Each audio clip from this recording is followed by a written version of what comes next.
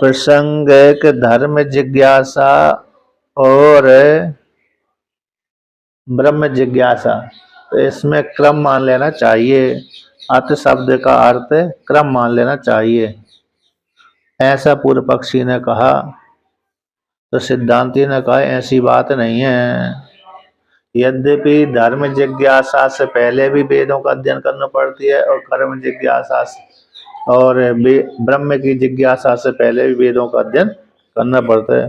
तो वेदों का अध्ययन तो समान कारण है, सामान्य। तो विशेष धर्म जिज्ञासा हम विशेष द्वारा के अत शब्द का अर्थ अनंतर लेंगे तो यारे ब्रह्म जिज्ञासा, अतः तो ब्रह्म जिज्ञासा अत शब्द का अर्थ यदि अनंतर लेंगे तो यहाँ पर धर्म जिज्ञासा के लिए क्या, तो विशेष बोध के लिए। जैसे गुरुकुल में विद्यार्थी अध्ययन करने के लिए जाता है तो पहले तो सामान्य अध्ययन करता है। क्या अर्थ करता है? सामान्य पढ़ता है, वेदों का उच्चारण मात्र सीखता है। जैसे गुरुकुल में आपने देखा होगा, मात्र जो विद्यार्थी हैं गुरुकुल में पढ़ने वाले वो सामान्य पढ़ते हैं कि ये मंत्र अमुक देवता संबंधी है, उच्चारण मात्र सीख लेते हैं। और विशेष जब दोबारा परीक्षा होती है तो अर्थ के सहित सीखते हैं।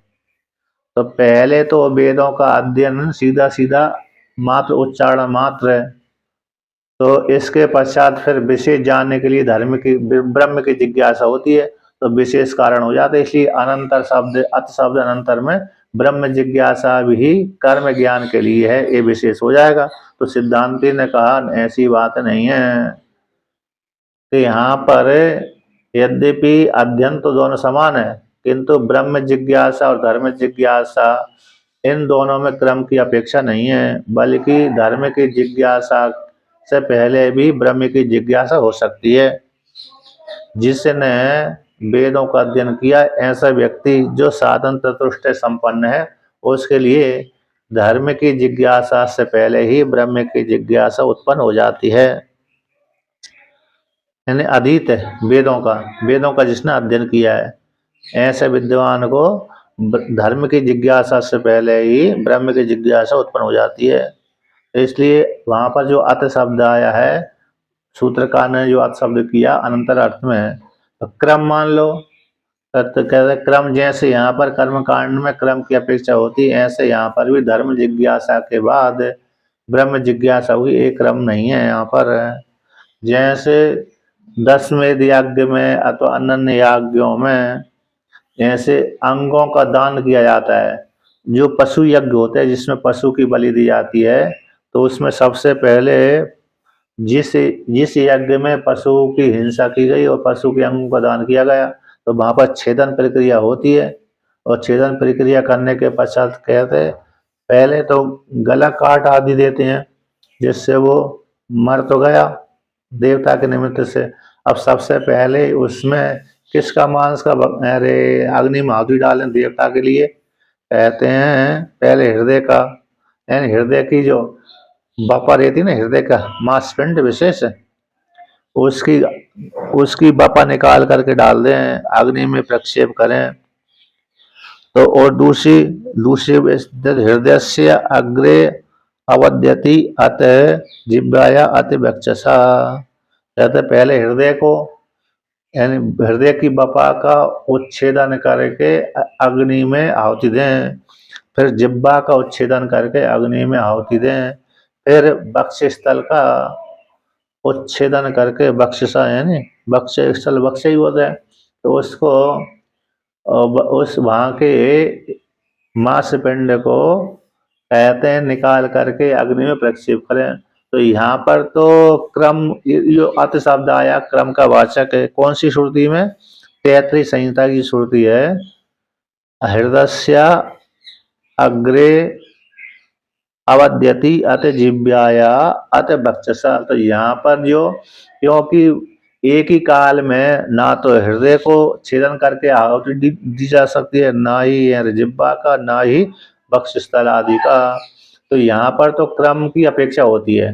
यहाँ पर दान देने में यानी अग्नि में आहुति डालने के लिए क्रम की अपेक्षा है, किंतु ब्रह्म जिज्ञासा और धर्म जिज्ञासा में क्रम की अपेक्षा नहीं है। और दूसरा कौन सा है कि जैसे यहाँ पर क्रम होता है कहाँ पर, यानी पहले 10 पूर्णमास याग में, 10 पूर्णमास याग में तो जिसने यज्ञ किया 10 पूर्णमास वाला, तो 10 पूर्णमास याग करे तो उसके यज्ञ करके 100 यज्ञ करे। कैसे? तो 10 पूर्णमास के माध्यम से। तो यहाँ पर जब बहुत सी आहुति जब दी जाती है तो वहाँ पर तो क्रम की अपेक्षा होती है, और जहाँ पर इसलिए यहाँ पर ब्रह्म जिज्ञासा धर्म जिज्ञासा क्रम की अपेक्षा नहीं है, कहते हैं। और शेष ही मान लिया जाए धर्म जिज्ञासा को, और ब्रह्म जिज्ञासा में कैसे शेष ही मान लिया जाए। धर्म जिज्ञासा का अंग ही ब्रह्म जिज्ञासा है। जैसे प्रकृति याग, 10 पूर्णमास ही प्रकृति याग हो गया, उसके जो अंग होते हैं प्रयाज है, अनुयाज है, उपयाज है, उपांशु आदि याग है, ये विकृति याग होते हैं। तो उनके अंग बन जाते हैं। एक प्रकृति याग होता है मतलब पूरा, जिसके नाम से गिना जाता है। 10 पूर्णमास हो गया, 10 पूर्णमास राजसूय यज्ञ हो गए, अश्वमेध यज्ञ हो गए, ये प्रकृति याग कहलाते हैं। अब ये प्रकृति याग एक दिन में तो पूरे होते नहीं है। जैसे अश्वमेध यज्ञ है एक ही दिन में समाप्त नहीं होते, 1 वर्ष तक चलता है। तो अब प्रकृति याग तो होगा 10 अश्वमेध यज्ञ। अब उसके लिए प्रतिदिन छोटी छोटी इष्टियाँ की जाती हैं। आज इस देवता संबंधी इष्टि करना है, इस देवता संबंधी की पूजा करना है, कल दूसरे देवता के लिए पूजा करना है, परसों तीसरे देवता के लिए आहुति डालना है, सुबह इंद्र देवता के लिए तो शाम को सूर्य देवता के लिए, और अन्य समय के लिए अन्य देवता के लिए, ऐसी आहुति दी जाती है यज्ञ में। तो इससे क्या हो जाता है, तो यहाँ पर जैसे यहाँ पर उसके अंग बनते हैं प्रकृति याग की विकृति याग, और अंग जोड़ जोड़ करके प्रकृति याग फलापूर्व मतलब एक अदृष्ट को उत्पन्न करते हैं, एक अदृष्ट को उत्पन्न को करते हैं। ऐसा ही यहाँ पर 10 पूर्ण यहाँ से ब्रह्म विद्या में, ब्रह्म जिज्ञासा में और धर्म जिज्ञासा में अंग अंगी भाव नहीं है। अधिकृत अधिकार मान लिया जाए तो इसको अधिकृत अधिकार, शेष ही नहीं बन रहा तो अधिकृत अधिकार मान लिया जाए, ऐसा पूर्व पक्षी का कहना है। जैसे अधिकृत अधिकार कहते अधिकृत अधिकार में भी प्रमाण नहीं है। जैसे 10 पूर्णमास यज्ञ जिसने किया, कौन सा 10 पूर्णमास जिसने किया, तो 10 पूर्णमास जिसने यज्ञ किया है तो ऐसा व्यक्ति के लिए 10 पूर्णमासाभ्याम इष्ट्वा सौम्यन यजेता। तो जैसे 10 पूर्णमास यज्ञ करने वाला व्यक्ति सौम्य यज्ञ के द्वारा यजन करे, तो 10 पूर्ण, तो 10 यानी अमावस्या, पूर्ण यानी पूर्णिमा, तो उसमें तीन अमावस्या संबंधी यज्ञ होते हैं और 3 पूर्णिमा संबंधी यज्ञ होते हैं। यानी आग्नेय याग, अग्निशोमी याग, उपांशु याग, ये 3 यज्ञ कर्म पूर्णिमा में किए जाते हैं, और आग्नेय याग, इंद्र याग और उपांशु याग अमावस्या में किए जाते हैं। तो जिसने 10 पूर्णमास यज्ञ किए उसी व्यक्ति के द्वारा सौम्य यथा सोम के द्वारा यज्ञ करें। तो एक ही काल में सारे यज्ञ नहीं हो सकते, तो यहाँ पर कैसे क्रम की अपेक्षा रहती है, अधिकार की अपेक्षा रहती है। अधिकृत अधिकार है ना, तो जो व्यक्ति ने 10 पूर्णमास यज्ञ किया है वही व्यक्ति सोम के द्वारा यजन करे, वही व्यक्ति। तो जो 10 पूर्णमास में अधिकारी है वही सोम का अधिकारी है। जैसे गोदोहनन पशु कामस्या, इस वाक्य के द्वारा गोदोहन पात्र के द्वारा पशु को चाहने वाला व्यक्ति गोदोहन पात्र से हवन करे, गोदोहन पात्र से। तो गोदोहन जैसे जिसमें गाय का दोहन किया जाता है उसको गोदोहन पात्र बोलते हैं। उस पात्र में ही दूध आदि निकाल करके फिर अन्य यज्ञ संबंधी कार्य उसी से करे। तो जिस प्रकार से तो यहाँ पशु कामना वाला, तो यहाँ पर ये अधिकार में किस यज्ञ, उस यज्ञ में गोदोहन पात्र से यज्ञ किया जाता है, चरु आदि डाल करके आहुति आहुति आदि इसमें रख करके। तो जो 10 पूर्णमास यज्ञ करके फिर सोम यज्ञ करे, तो यहाँ पर अधिकृत अधिकार है, अधिकृत अधिकार है। इसी हेतु से ऐसा ही जिसकी धर्म जिज्ञासा में अधिकृत है, वही ब्रह्म जिज्ञासा का अधिकारी बनेगा, ऐसा भी नहीं कह सकते। ऐसा इसमें कोई प्रमाण नहीं है। इस प्रकार से भगवान भास्कर ने खंडन किया, यानी प्रमाण अभावात। इसलिए और दूसरा कहते कि धर्म जिज्ञासा और फल जिज्ञासा 70वें नंबर पृष्ठ में, धर्म जिज्ञासा और ब्रह्म जिज्ञासा में फल जिज्ञासा भेदात है, भेदाच्चा। धर्म की जिज्ञासा का अलग फल है और ब्रह्म की जिज्ञासा का अलग फल है। दोनों की जिज्ञासा के फल में भेद होता है।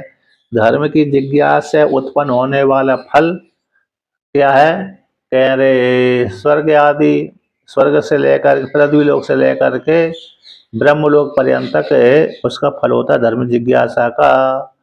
और ब्रह्म जिज्ञासा का फल क्या होता है, मोक्ष, निवृत्ति मार्ग।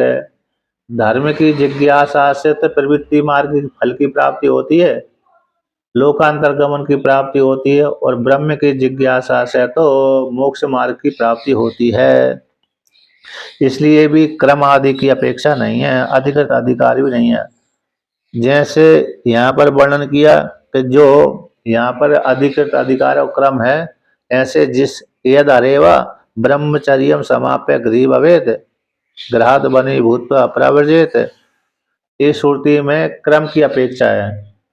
ब्रह्मचर्य का समापन करके वह ब्रह्मचारी गृहस्थाश्रम जाए, गृहस्थाश्रम का उपभोग करके संतान आदि को उत्पन्न करके फिर वानप्रस्थ आश्रम को धारण करे, फिर वानप्रस्थ आश्रम में तपस्या आदि करके फिर संन्यास ग्रहण कर ले। तो यहाँ पर चारों आश्रम को वर्णन किया गया, तो इसलिए पहले धर्म जिज्ञासा करना चाहिए, फिर बाद में ब्रह्म जिज्ञासा करना चाहिए, क्रम।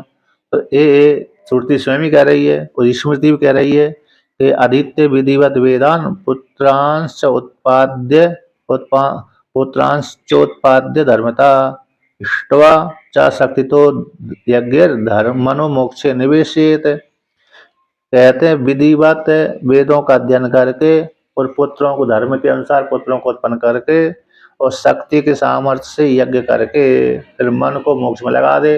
ये स्मृति भी क्रम की अपेक्षा करती है। इसलिए पहले सीधा सीधा ब्रह्मचर्य से संन्यास नहीं लेना चाहिए, ब्रह्म की जिज्ञासा नहीं करना चाहिए, ऐसा श्रुति स्मृति के अनुसार। तो सिद्धांति ने खंडन कर दिया, ऐसी बात नहीं है। दूसरी स्मृति कहती है आसादयति शुद्धात्मा मोक्षे बहि प्रथमाश्रमे, और दूसरी श्रुति कहती है यदि ब्रह्मचर्यादेव प्रवर्जित। ये दोनों ही जावालोपनिषद की श्रुति हैं। ब्रह्मचर्यादेव प्रवर्जित, ब्रह्मचर्य से ही ब्रह्मचर्यादेव, तो ब्रह्मचर्य से ब्रह्मचर्य आश्रम से ही यदि उत्तम अधिकारी है, वैराग्यवान है, तो प्रवृत्ति संन्यास धारण कर ले। और स्मृति कहती है शुद्ध आत्मा, शुद्ध अंतर करने वाला अपने मन को मोक्षम प्रथम आश्रम है, यानी ब्रह्मचर्य आश्रम में शुद्ध अंतर करने वाला जो साधक है मोक्ष में आशा देते, अपने मन को मोक्ष में लगा दे। तो जो शुद्ध अंतकरण वाला है, उत्तम अधिकारी है, उसके लिए सीधा सीधा ब्रह्मचर्य से ही संन्यास का प्रतिपादन करते श्रुति भी स्मृति भी। इसलिए जो पूर्व पक्षी कह रहा था कि ब्रह्म रे पहले धर्म जिज्ञासा फिर ब्रह्म जिज्ञासा होगी क्रम को लेकर के, तो क्रम की यहाँ पर अपेक्षा नहीं है, क्रम के लिए या तो शब्द नहीं आया, क्योंकि दोनों की जिज्ञासा का फल अलग अलग है।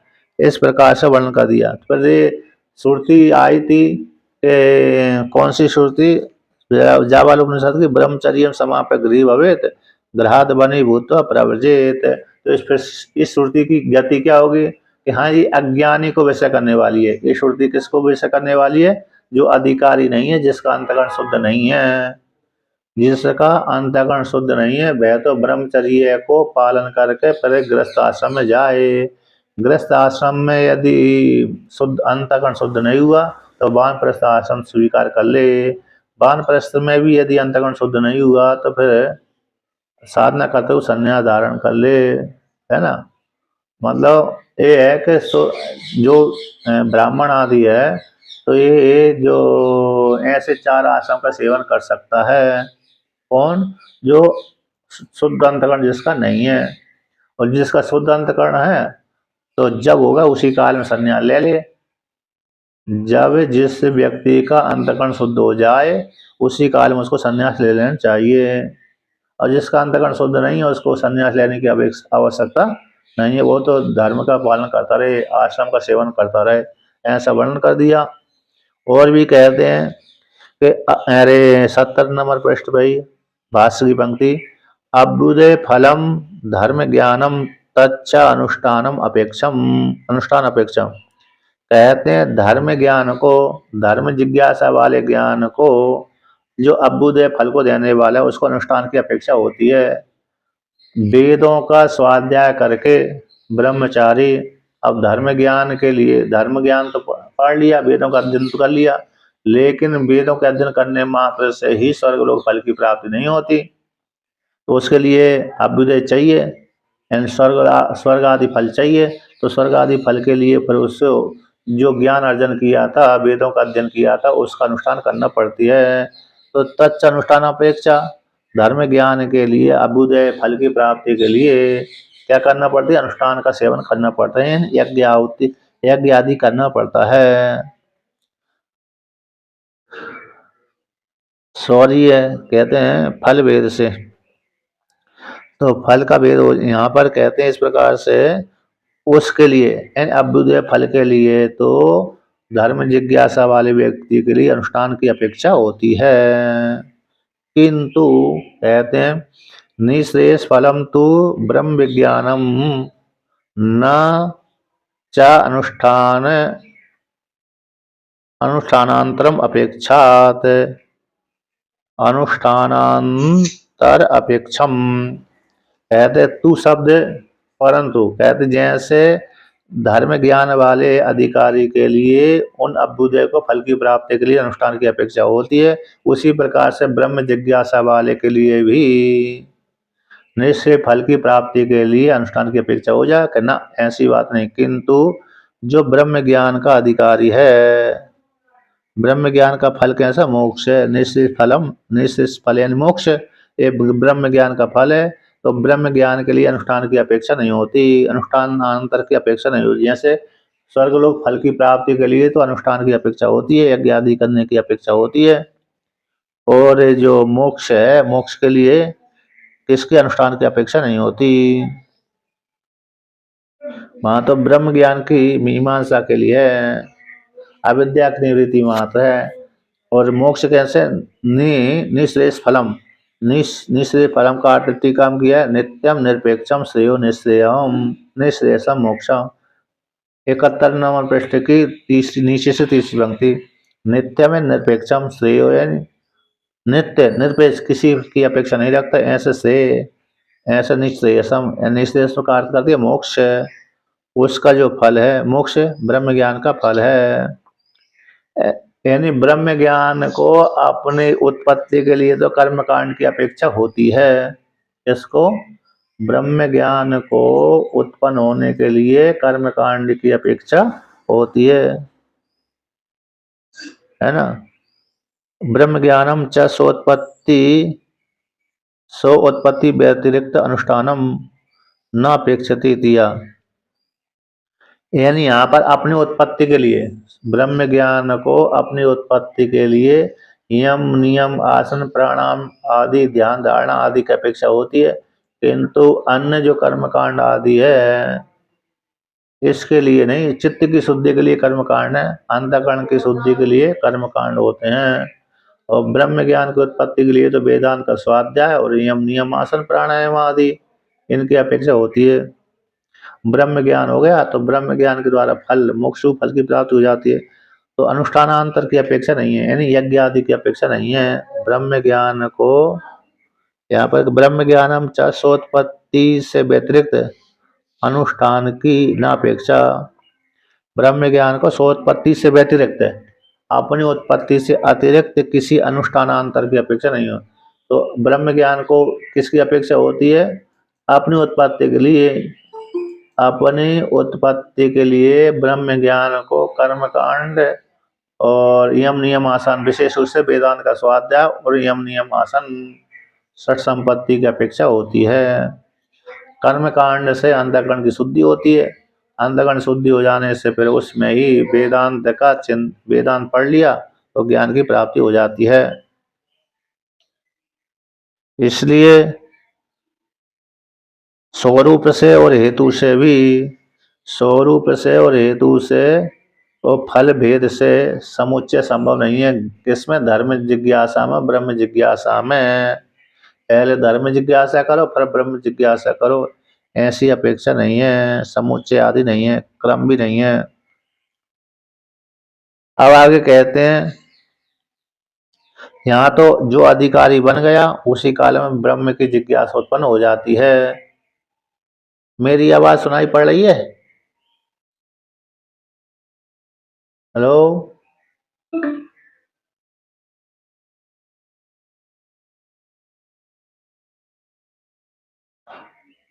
मेरी आवाज आ रही है?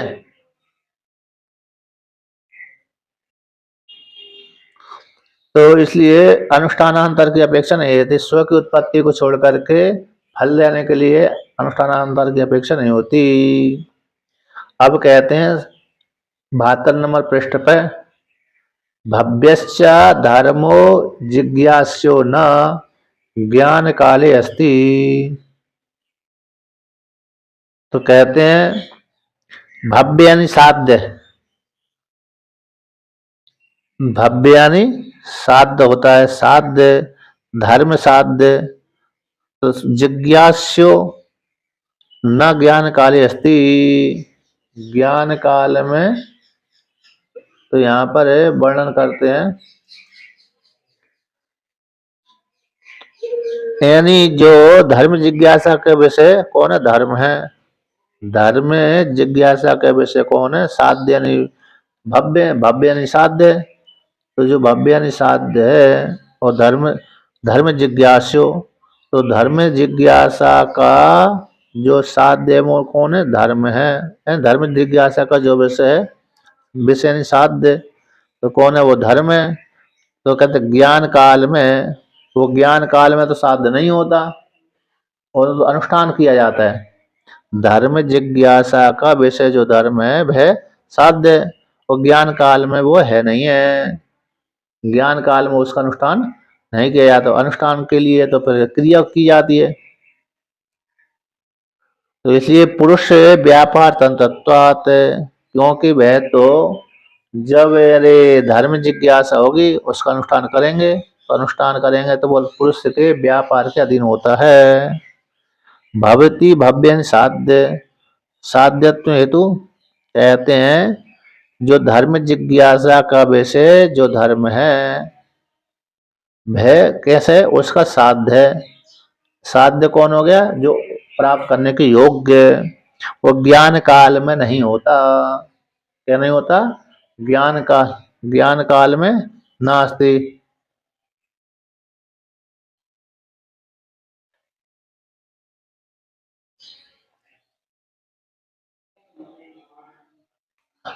आवाज तो आ रही है ना मेरी?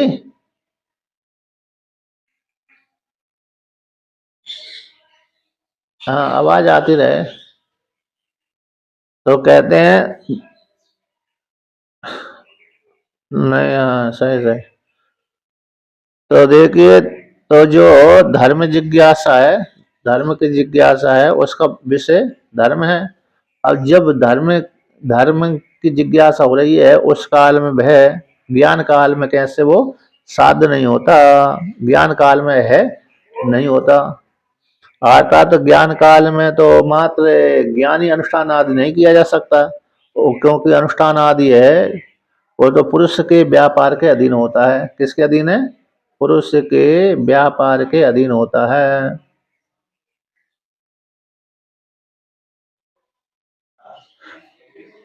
जैसे क्रिया, व्यापार यानी क्रिया। पुरुष व्यापार तंत्रत्वाद है, पुरुष की क्रिया के अधीन होता है। यानी धर्म जब धर्म है, अनुष्ठान करेंगे। ज्ञान तो ज्ञान मात्र है, वेदों का अध्ययन करने से ज्ञान मात्र हो जाता है। और ज्ञान मात्र हो जाने से उसका जो विषय धर्म है, धर्म की जिज्ञासा का विषय धर्म हो गया। जब तक उसका अनुष्ठान नहीं करेंगे तब तक साध्य की सिद्धि नहीं होगी। जब तक अनुष्ठान आदि नहीं करेंगे तब तक साध्य की सिद्धि नहीं हो सकती। तो अनुष्ठान कब करें? अनुष्ठान किसके अधीन हो गया? क्रिया किसके अधीन? पुरुष के अधीन। पुरुष जब तक वो यज्ञ नहीं करेगा तब तक धर्म का जो विषय साध्य स्वर्ग आदि है, स्वर्ग आदि फल की प्राप्ति नहीं हो सकती। स्वर्ग आदि फल की प्राप्ति के लिए अनुष्ठान आदि करना पड़ता है, वो ज्ञान काल में है नहीं है, वो तो अनुष्ठान ही करना पड़ती है उस काल में। और पुरुष के अनुष्ठान पुरुष के व्यापार के अधीन है। किंतु कहते या तो भूतम ब्रह्म जिज्ञास्यम नित्यत्वात् न पुरुष व्यापार तंत्रम।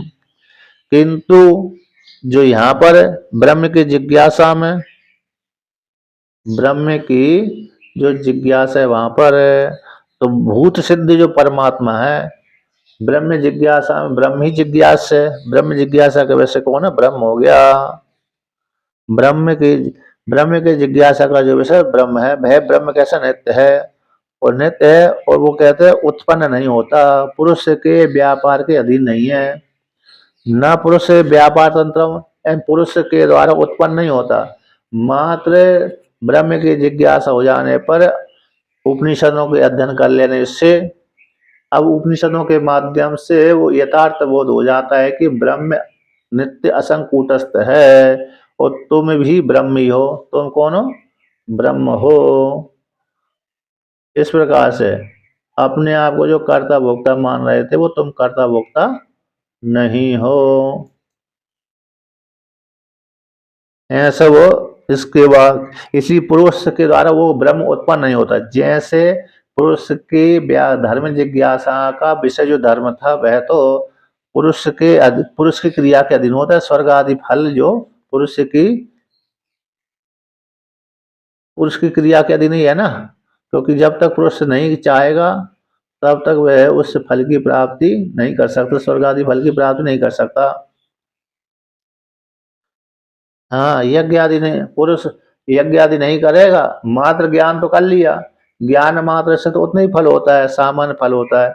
लेकिन जब अनुष्ठान करेगा तभी उसको फल की प्राप्ति होगी। और ब्रह्म जिज्ञासा का मात्र ज्ञान मात्र है। ज्ञान के द्वारा जान लिया उसने कि मैं तो ब्रह्म कूटस्थ असंग हूँ, मैं मुझ में कर्ता भोक्ता नहीं है। जब इस प्रकार से जान लिया तो जान लेने से फिर उसका अविद्या की निवृत्ति हो गई।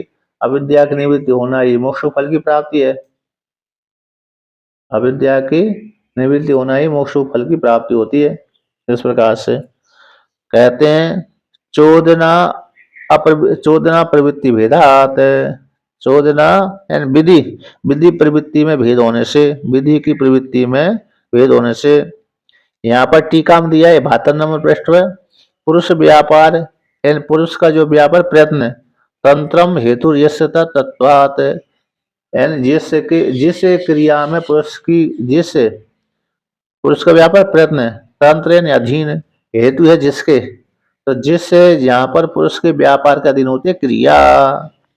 वो क्रिया कैसे? कृति के द्वारा साध होती है, प्रयत्न के द्वारा साध होती है। कृति साध्यत्वात् कृति के साथ होती है। कृति के जनक ज्ञान काल में धर्म का असत्वात्, कृति का जनक है, प्रयत्न का जनक जो ज्ञान काल, उस काल में धर्म का सत्व नहीं है। न तुच्छत्वात्, और उस काल में धर्म असत्व नहीं है, असत्व है, मतलब धर्म का उस काल में असत्व तो है लेकिन तुच्छ नहीं है। इसलिए वहां पर जो जब तक क्रिया करेगा, क्रिया के माध्यम से ही फिर फल की प्राप्ति, और धर्म की जिज्ञासा उस काल में हो रही है। उस काल में ज्ञान काल में धर्म उस काल में रहता नहीं है, धर्म काल असत्य होता है, यानी उसके द्वारा स्वर्ग आदि फल की प्राप्ति नहीं होती। इसलिए धर्म जिज्ञासा से मात्र ज्ञान हुआ, ज्ञान के माध्यम से फिर अनुष्ठान करेगा, अनुष्ठान के माध्यम से स्वर्ग आदि फल की प्राप्ति होगी। किंतु ब्रह्म का धर्म से विलक्षण है।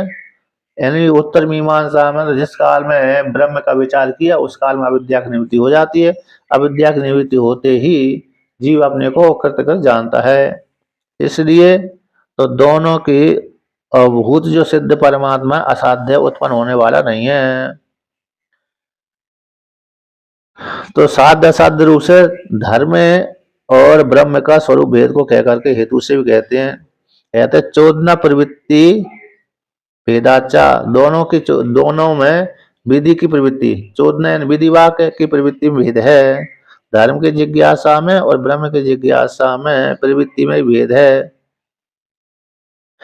धर्म की जिज्ञासा में तो व्यक्ति अपने स्वधर्म जिस वर्ण आश्रम है उसके अनुसार प्रवृत्त होता है। पुरुष से स्व वैसे धर्म में प्रवृत्त, यानी विधि जो विधि वाक्य धर्म जिज्ञासा वाली जो विधि है, कहते जो विधि धर्म प्रमाण है, यानी चोदना प्रवृत्ति वेदाचार, जो विधि धर्म के प्रति प्रमाण है ना, जो विधि धर्म के प्रति प्रमाण है वह विधि पुरुष को क्या करती है, अपने विषय में वर्ण आश्रम के अनुसार अपने धर्म विषय में प्रवृत्त कराती है। जो व्यक्ति जिस वर्ण का है जिस आश्रम का है उसी में वह विधि वाक्य है क्या प्रेरणा, तो विधि वाक्य होता है, प्रेरणा विधि आज्ञा एक कार्य करो, तो फिर भी प्रेरणा हो गया ना, प्रेरणा तो एक कार्य करो। अब विधि वाक्य हो गया तो चोदना की प्रवृत्ति भेद होता है, यानी विधि वाक्य।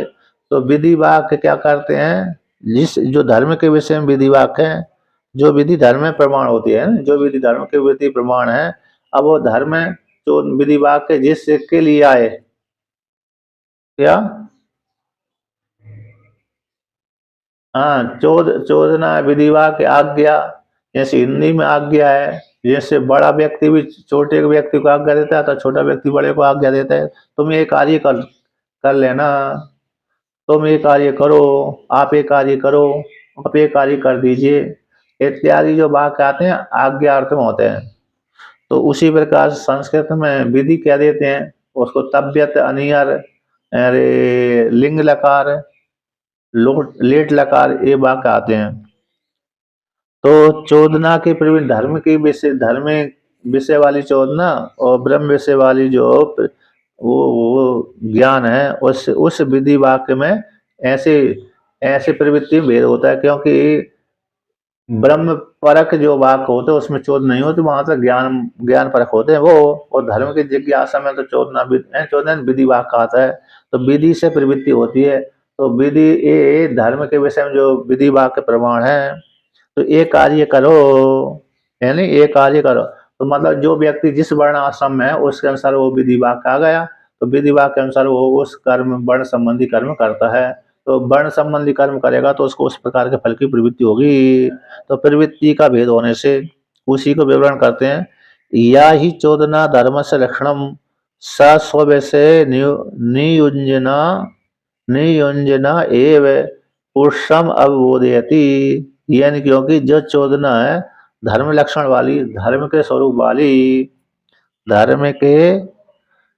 वाली, लक्षण स्वरूप होता है, चिन्ह होता है, तो धर्म संबंधी जो चोदना विधि वाक्य है विधि वाक्य सब है विधि चोदना रूप विधि स्व विषय नियोजना, अपने विषय में ही पुरुष को लगाती हुई बोध कराती है कि तुम इस वर्ण के हो, तुम इस आश्रम के हो, तुम्हारे लिए ये कार्य करना है।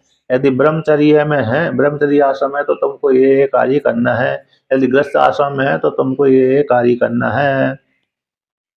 तो जो धर्म संबंधी चोदना है तो वह अपने विषय में पुरुष को लगाती हुई बोध कराती है, अबोधित नहीं बोध कराती है। अब कहते हैं विच्छेद करते हैं, तो और विधि वाक्य होता है अज्ञात का ज्ञापक होता है, जो लौकिक प्रमाण के द्वारा प्राप्त नहीं होता है वो वेद उसको बताता है, तो अज्ञात ज्ञापक को बोध कराने वाली विधि होती है। तो यहाँ पर कहते हैं चोदना, तो ब्रह्म, तो चोदना शब्द ठीक 72 नंबर पृष्ठ पर आया, अज्ञात ज्ञापकम वाक्यम अत्र चोदना, अज्ञात का ज्ञापक है, लौकिक प्रत्यक्ष प्रमाण अनुमान प्रमाण के द्वारा जो ज्ञात नहीं होता, मात्र वेद के द्वारा ही ज्ञात होता है। उसको विधि वाक्य अपूर्व विधि वाक्य कहते हैं। क्या बोलते हैं? विधि वाक्य। ठीक है ना। तो ये विधि कहते हैं। अब कहते हैं तो ब्रह्म ब्रह्म अरे धर्म चोदना तो वर्णन कर दिया। ब्रह्म चोदना को कहते हैं कि ब्रह्म चोदना तो पुरुषम अबोधयति एव केवलम। ब्रह्म संबंधी जो वाक्य आते हैं पुरुष को मात्र बोध कराते हैं। पुरुष को क्या कराते हैं? बोध मात्र कराते हैं कि तुम ब्रह्म हो, कर्ता नहीं हो, भोक्ता नहीं हो। तुम में और ब्रह्म में कोई भेद नहीं है। तो ब्रह्म संबंधी जो चोदना है, ब्रह्म संबंधी जो ज्ञात है, ब्रह्म को बोध कराने वाले वाक्य हैं, वो मात्र पुरुष को बोध कराते हैं, कर्ता भोक्ता की निवृत्ति करते हैं आत्मा में। इसलिए जैसे जैसे स्वर्ग काम इत्यादि वाक्य, जैसे धर्म की जिज्ञासा में तो स्वर्ग काम था। जिस व्यक्ति को स्वर्ग की इच्छा है वो स्वर्ग काम इस वाक्य के द्वारा स्वर्ग यज्ञ करे। यहाँ पर स्व विषय में धर्म याग आदि कर्ण कर्णक स्वर्ग आदि फल के भावना रूप में हेतु फल आदि के माध्यम से याग आदि गोचर गोचर नियोग में हित साधन में याग आदि में पुरुष को प्रवृत्त कराते हैं। अभी इस प्रकार से वर्णन कर दिया है ना। पुरुष को प्रवृत्त कराते हुए बोध कराते हैं कि तुम इस वर्ण आश्रम के हो, तुम्हारे लिए ये कार्य करने योग्य है। अयम आत्मा ब्रह्म, ये ब्रह्म जिज्ञासा वाले ब्रह्म चोदना के अयम आत्मा ब्रह्म। तो हे आत्मा ब्रह्म, ये जो वाक्य केवल तुम अर्थ को बोध कराने वाले हैं, अपरपंच ब्रह्म को बोध कराते हैं, प्रवृत्त नहीं कराते। तुम ये कार्य करो। अयम आत्मा जो ब्रह्म है, 53वां पृष्ठ की नीचे से तीसरी पंक्ति। अयम आत्मा ब्रह्म, हे आत्मा ब्रह्म है इत्यादि अयम आत्मा ब्रह्म, हम ब्रह्मास्मि, तत्त्वमसि आदि जो वाक्य हैं, ये वाक्य तो मात्र कैसे केवल तुम अर्थ को बोध कराते हुए, तुम अर्थक केवल अप्रपंच ब्रह्म को बोध कराते। तुम अर्थक जो जीवात्मा है और तत्पदवाद से जो ईश्वर है, उस जीव को ईश्वर के साथ एक ही बोध करके कहते हैं ये ब्रह्म है, तुम ही ब्रह्म हो। अप्रपंच ब्रह्म को बोध कराते हैं कौन? अयम आत्मा आदि ब्रह्म, अयम आत्मा ब्रह्म इत्यादि वाक्य। और प्रवृत्त नहीं कराते। क्या नहीं कराते? प्रवृत्त नहीं कराते। जैसे धर्म जिज्ञासा वाले जो वाक्य हैं, कौन सा? स्वर्ग हम यजेता, तो यजेता यजन करो, स्वर्ग की इच्छा करना है, स्वर्ग को चाहते हो तो यजन करो। तो वहां पर तो यजन करने की कहा गया है, विधि दी गई है, प्रवृत्त कराते हैं। किंतु अयम आत्मा ब्रह्म है जो वाक्य है, प्रवृत्त नहीं कराता बल्कि बोध करा देता है कि तुम ब्रह्म हो, बस इतना ही है। तो यहाँ पर है तो क्या आता है? विषय का अभाव हो जाने से पुरुष यहाँ पर कैसे ब्रह्म जिज्ञासा में, ब्रह्म चोदना में तो विषय का अभाव हो जा, विषय का अभाव है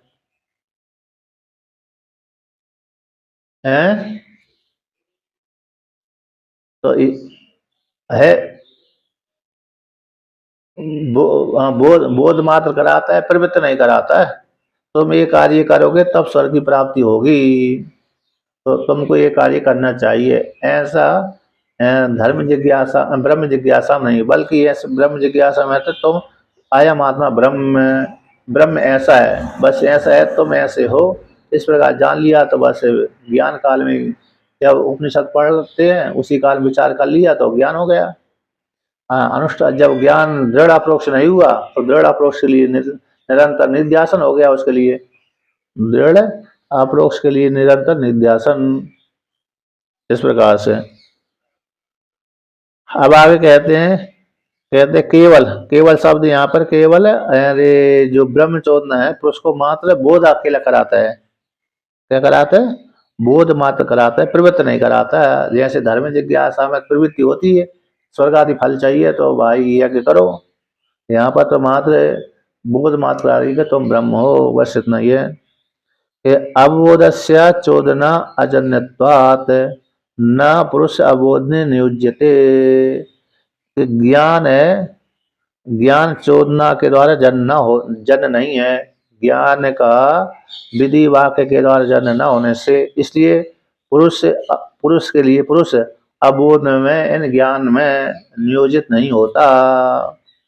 अबोधस्य ज्ञानस्य, भाष्य में 73 पृष्ठ पे दूसरी पंक्ति, अबोधस्य ज्ञानस्य, ज्ञान का चोदना के द्वारा, चोदन विधि वाक्य के द्वारा, अजन्यत्वात्, विधि के द्वारा जन्म नहीं है, ज्ञान विधि के द्वारा जन्म नहीं है। इसी हेतु से पुरुष जब बोध काल में, अबोधन बोध काल में वह ज्ञान पुरुष को लगाता नहीं है, पुरुष उस ज्ञान काल में न नियोजिते, नियोजित नहीं होता है, विधि वाक्य के जैसा नियोजित नहीं होता है।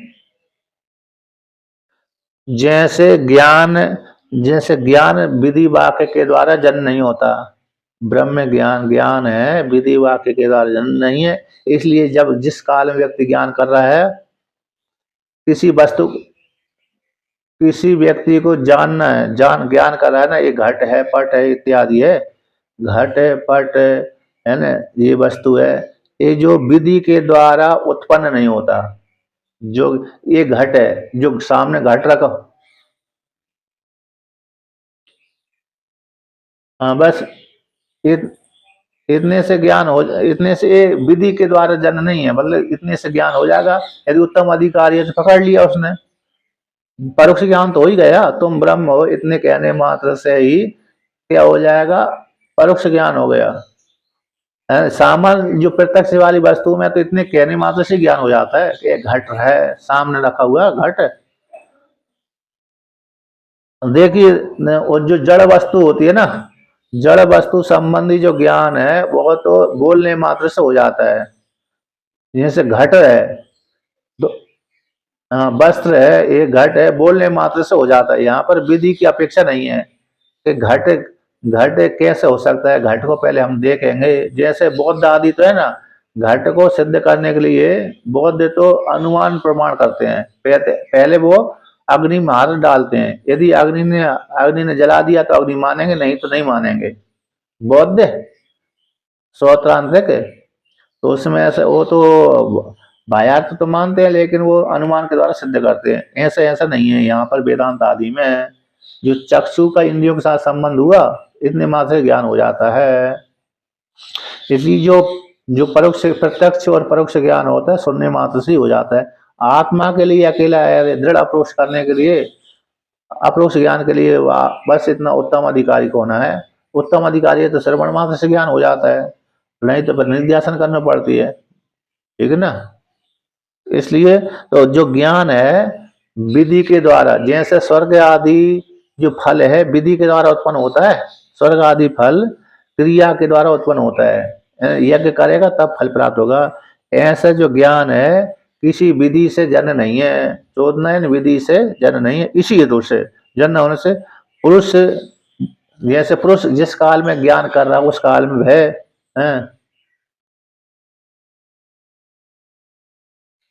और निध्यासन कर रहा है, विचार कर रहा है ना, विचार विचार विचार मन, तो मतलब यहाँ जैसे जैसे यहाँ पर स्वर्ग आदि फल की प्राप्ति के लिए हमको यज्ञ करना पड़ता है, तो विधि से जन्म है।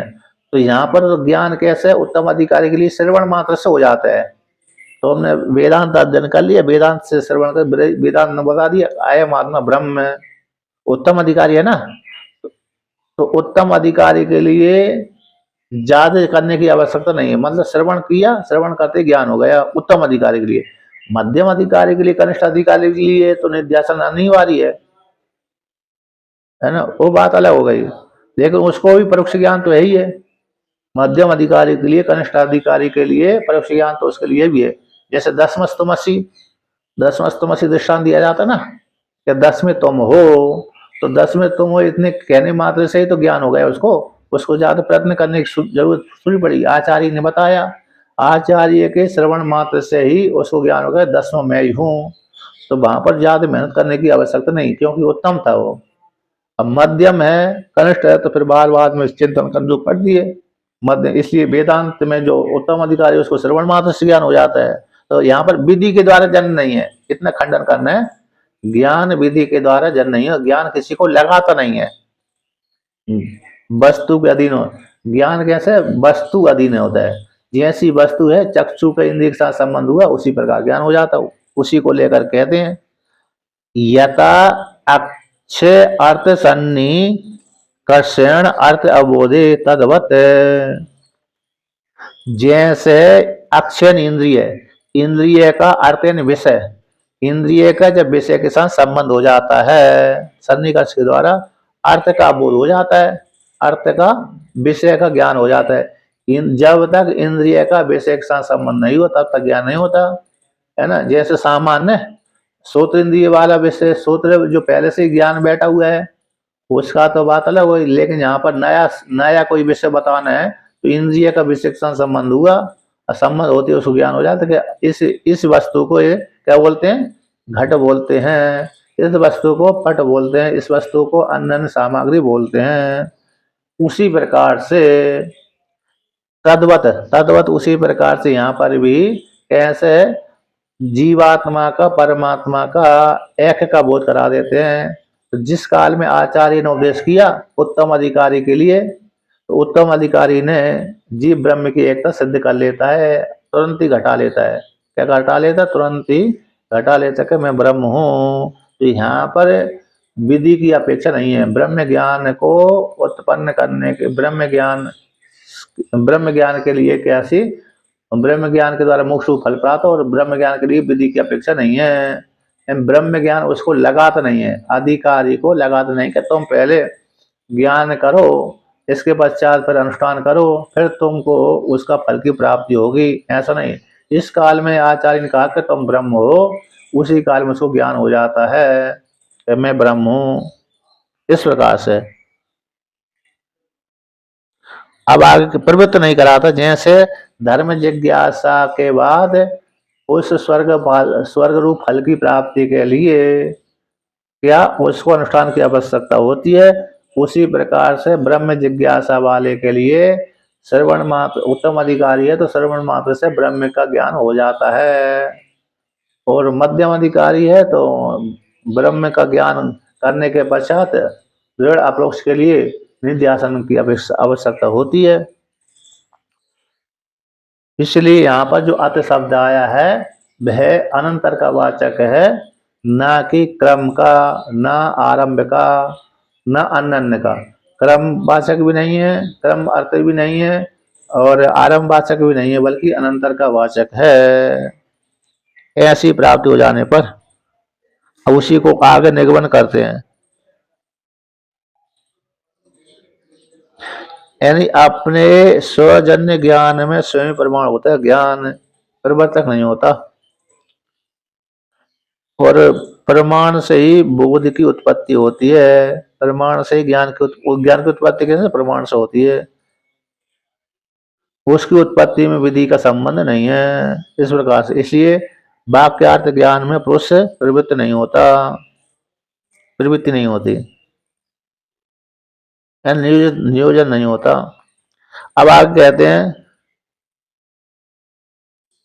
धर्म, धर्म कैसा है, प्रवर्तक, प्रवर्तक और मान में है ना, प्रवर्तक और मान में धर्म जिज्ञासा है। धर्म जिज्ञासा क्या करता है, धर्म जिज्ञासा लगाता है, धर्म प्रवर्तक और प्रमाण से गम्य है। धर्म कैसा है, प्रवर्तक भी है और प्रमाण से गम्य है।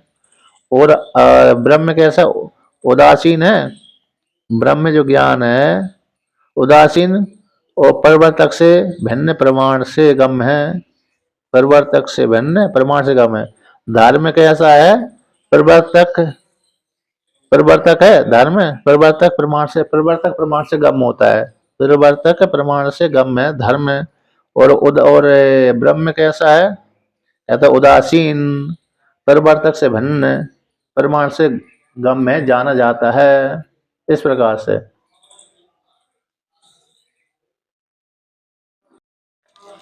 तस्माद् किमपि वक्तव्यम यदनन्तरं ब्रह्म जिज्ञासा उपदिश्यते इति। इसलिए तन मीमांसा में ब्रह्म दोनों, धर्म मीमांसा में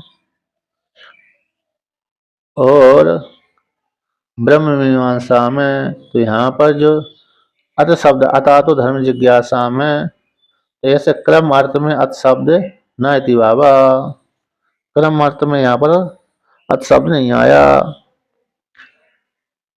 इसलिए यहाँ पर वर्णन किया कि इस प्रकार से धर्म जिज्ञासा और ब्रह्म जिज्ञासा में जो अत शब्द आया है वो क्रमवाचक नहीं है। धर्म जिज्ञासा में और कर्म जिज्ञासा है, ब्रह्म जिज्ञासा में, दोनों जिज्ञासा में जो अत शब्द आया है वो क्रमवाचक नहीं है।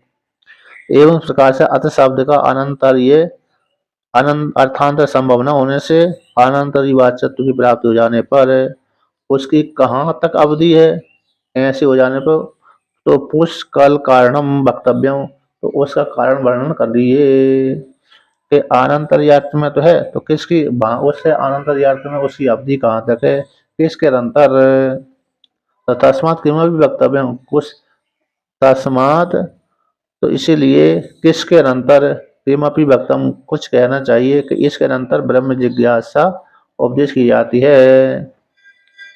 कहाँ के पश्चात ब्रह्म जिज्ञासा का उपदेश किया जाता है, इसके अंतर ही यहाँ से ब्रह्म जिज्ञासा के उपदेश किया जाता है। इसलिए किसके अंतर है, ब्रह्म जिज्ञासा का उपदेश किया जाता है। उसकी अवधि सीमा वर्णन करिए। किन प्रवृत्ति परक नहीं है ना, किंतु प्रवृत्ति नहीं होती, ज्ञान में प्रवृत्ति नहीं होती, बल्कि ज्ञान तो अविद्या की निवृत्ति मात्र करता है, अज्ञान निवृत्ति मात्र करता है। इसलिए अत शब्द जो आया अनंतर का वाचक है, तो किसके अनंतर, उसकी सीमा क्या है, किसके अनंतर किया जाना चाहिए, तो तस्मात, इसी तो से अनंतर का वाचक होने से किमपि वक्तव्यम, कुछ तो कहना चाहिए कि इसके अनंतर ब्रह्म जिज्ञासा को उपदेश किया जाता है। सीमा का निर्धारण करिए, वर्णन करिए। इस प्रकार से ऐसा, तो ऐसी प्राप्त हो जाने पर उच्चते सिद्धांति कहेंगे नित्य अनित्य वस्तु विवेका, साधन तुष्ट संपन्न के अनंतर ही ब्रह्म जिज्ञासा करना चाहिए। यानी किसके अनंतर ब्रह्म जिज्ञासा करना चाहिए, कि साधन चतुष्ट संपन्न के अनंतर ही ब्रह्म जिज्ञासा करना चाहिए। इस प्रकार से वर्णन किया। ये अर्थान ये अनंतर की सीमा है।